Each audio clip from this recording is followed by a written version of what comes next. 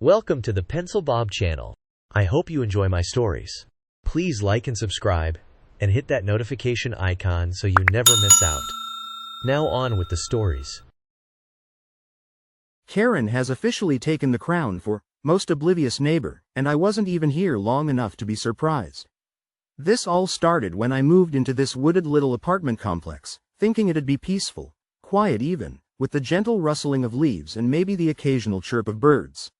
But no, nature had other plans, and so did Karen. The woods surrounding the complex are teeming with feral cats. I'm not talking about the cute, Instagram-worthy kind either. These cats are scrappy, mean, and clearly not here for casual cuddles. Some of my neighbors have even been swatted at or straight up scratched while minding their business. And don't get me started on the smell. You know it's bad when even the apartment manager openly admits the situation has spiraled out of control this year. I guess that's comforting? At first, I didn't mind them. I'm a sucker for animals, and a few of the bolder ones would cautiously approach me, rubbing against my legs or letting me scratch behind their ears before darting back into the brush. But the longer I stayed here, the more obvious it became that this wasn't just a couple of lost house pets. This was a full-on feral colony, and the apartment smelled like it. Management decided to take action, which, thank God, because there's only so much we can take before it feels like we're living in a giant litter box. They sent out a notice saying animal control would be coming to handle the situation and reminded everyone to collar and tag their own pets. It seemed like a reasonable plan, simple, straightforward, and overdue. That's when Karen decided to throw herself into the mix, armed with a bag of opinions and a total lack of common sense. Karen lives on the ground floor, right at the edge of the woods. Prime real estate for someone who insists on feeding every stray she sees. She even told one of the neighbors that these animals looked so pitiful and malnourished that she felt obligated to help. Let me tell you, Karen's version of helping has turned our complex into a nightly feral cat buffet. It's like she's running a 5-star feral catering business, and word has gone out in the cat community. I'm surprised she hasn't started setting up little tables with cloth napkins. When the memo about animal control came around, I thought, foolishly, that maybe Karen would stop her feeding escapades. Maybe she'd finally realize she was part of the problem. Nope. Instead, this morning, I opened my door to find a bag full of pet collars sitting on my doorstep with a handwritten note taped to it. The note, written in aggressive cursive, reads something like this. Dear neighbors, these innocent creatures deserve love and care. Please do your part to save them by helping collar and protect them. Let's show management that we are compassionate people. Compassionate people? I stared at the bag, then back at the note, and tried to wrap my head around what I was reading. She wanted us, ordinary tenants, to go out there and collar feral cats. Does Karen think these cats are just going to walk up and say, yes, please, slap a collar on me? I've seen these cats. They hiss if you so much as make eye contact for too long. I wasn't about to let this go unchecked. I marched right over to her unit, bag of collars in hand, and knocked. The door swung open, and there she was. Karen in all her glory, clutching a mug with some cheesy live, laugh, love slogan on it. Good morning, she chirped, as if she hadn't just asked the entire complex to reenact some Disney movie where the woodland creatures all love humans. Her smile was wide, eyes twinkling with an enthusiasm that made me want to crawl back into bed and pretend this wasn't happening. Karen, I said, holding up the bag, my voice a mix of confusion and exasperation. What's this about? I jangled the collars inside for emphasis, the cheap metal tags clinking together like some bizarre wind chime. Oh, I knew you'd understand, she said, beaming, her hands clasped together in front of her chest, as if she was about to burst into song. I saw how sweet you were with that little tabby the other day. You're a cat person, I can tell. I blinked, trying to recall what she was talking about. Then it hit me, last week, when I'd absent-mindedly scratched behind the ears of a stray that had wandered up to me while I was getting my mail. Apparently, in Karen's world, that single act of kindness had transformed me into some sort of cat whisperer. No, I interrupted, holding up a hand to stop her before she could go on. I'm a not getting scratched or rabid person, actually. What exactly do you expect us to do with these? I shook the bag again, the collars rattling ominously. Karen's smile faltered for a moment, but she quickly recovered. Well, it's simple, really, she said, her voice taking on a conspiratorial tone. She leaned in closer, as if sharing a secret. We just need to catch the cats and put these collars on them. That way, when animal control comes, they'll think the cats belong to someone and leave them alone. I stared at her, mouth agape.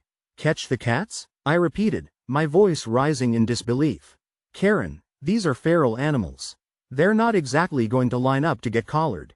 She waved her hand dismissively. Oh, don't be silly. They're just misunderstood. With a little patience and some tuna, I'm sure we can win them over. Tuna? I echoed, feeling like I'd stepped into some bizarre alternate reality. Karen, last week one of these misunderstood cats nearly took off Mrs. Johnson's leg. We can't just. Now, Karen interrupted, her voice taking on a patronizing tone. I'm sure that was just a misunderstanding. Poor kitty was probably scared. That's why we need to show them love and kindness. I pinched the bridge of my nose, feeling a headache coming on. Karen, listen to me. This isn't safe. It isn't practical, and it's definitely not going to solve the problem. These cats need to be dealt with by professionals. Karen's face hardened, her earlier cheerfulness evaporating. I see, she said coldly. I thought you were different. But you're just like the rest of them, aren't you? Well, fine. If you won't help, I'll do it myself. Those cats need me, and I won't let them down. Just collar the poor things. It's not that hard. They need to be marked so animal control doesn't take them away. She said this as if it was the most logical thing in the world. I blinked at her. You realize these aren't house cats, right? They're feral, wild. They'll claw your face off before you can even get near them. Karen waved her hand dismissively. Oh, nonsense. They're just misunderstood. If you approach them with kindness, they'll let you. Approach them with kindness? I repeated, incredulous. Karen, I've seen these cats attack people just for walking too close to the trash bins. I'm not risking my limbs because you've decided to turn this place into cat paradise. She frowned, clearly offended. Well, if everyone helped, it wouldn't be that dangerous. Besides, it's for a good cause. Do you want them to be euthanized? How can you live with yourself if that happens? I was so floored by her guilt trip that I almost laughed. Karen, you are the reason there are so many cats in the first place. You keep feeding them, and now they're multiplying and terrorizing the complex. This isn't on me, it's on you. Her face turned red, but she wasn't backing down. I'm trying to do something good. If you can't see that, then maybe you're the problem here. Oh, that did it. Karen, you know what? If you care so much about these cats, why don't you go out there and collar them? Or better yet, why don't you take them all into your unit and give them a proper home? I apologize for the confusion. Here's a more focused expansion of the sentence, keeping it relevant to just that content in 3 paragraphs. I would if I could. She snapped, but the lease only allows 2 pets. Karen's face flushed with frustration as she spoke, her hands gesturing wildly in the air. She glanced around her apartment, eyes lingering on the empty cat bed in the corner. Do you think I like seeing those poor creatures out there, cold and hungry? Of course I'd bring them all in if I could. Karen sighed heavily, her shoulders slumping. But rules are rules, and I can't risk losing my home over this. 2 pets is the limit, no matter how much I wish it were different. Well, there's your answer, I shot back. You're breaking the rules by feeding them. The rest of us are just trying to live here without getting attacked or having our apartments smell like a litter box. Karen huffed and crossed her arms. You're heartless. That's all I'm hearing right now. Heartless. Fine. Call me heartless, I said, thrusting the bag of collars at her. But I'm not chasing down a feral cat and trying to put this on it. If you want to play animal control, be my guest. Just leave me out of it. I turned and walked away before she could respond, but I could hear her muttering something about how people don't appreciate kindness anymore. Later that afternoon, I watched from my window as Karen actually tried to follow her own advice. She stood outside with a handful of collars, cooing and calling to the cats like some sort of discount Snow White.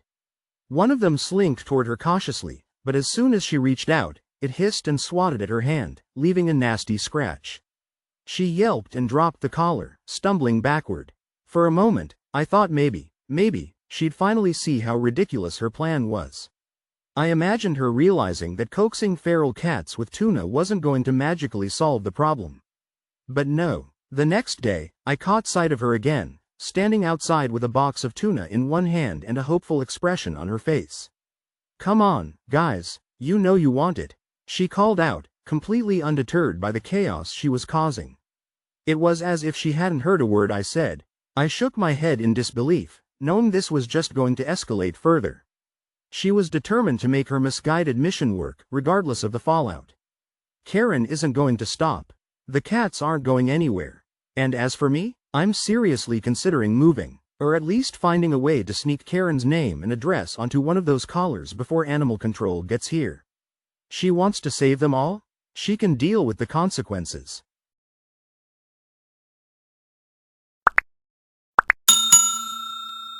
I would like to thank you for watching the video to the end. To encourage us to make more videos, please like, subscribe, comment, as well as share. Check out this other video if you haven't already.